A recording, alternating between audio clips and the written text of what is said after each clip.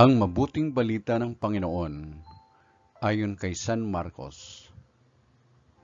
Papuri sa iyo, Panginoon. Noong panahong iyon, bumalik si Jesus sa Capernaum at kumalat ang balitang siya'y nasa kanyang tahanan.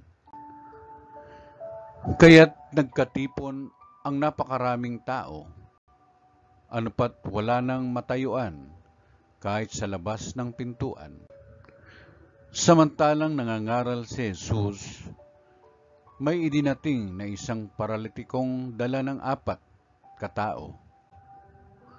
Hindi nila ito mailapit kay Jesus dahil sa dami ng tao, kaya't binakbak nila ang bubong sa tapat niya at inihugos ang paralitikong nakaratay sa kanyang higaan. Nang makita ni Jesus kung gaano kalaki ang kanilang pananalig, sinabi niya sa paralitiko, "Anak, ipinatatawad na ang mga kasalanan mo."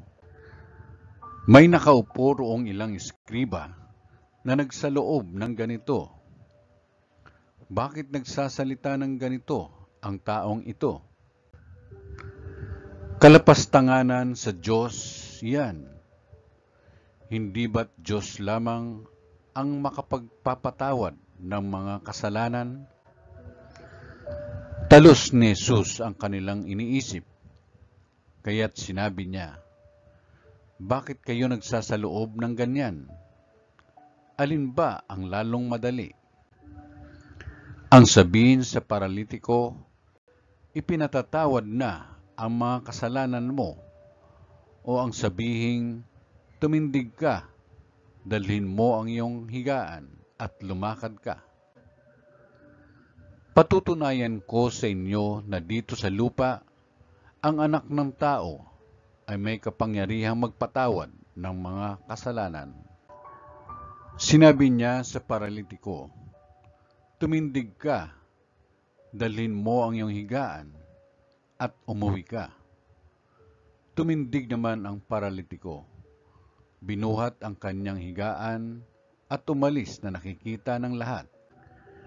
Sila'y pawang nanggilalas at nagpuri sa Diyos. "Hindi pa kami nakakikita ng ganito," sabi nila.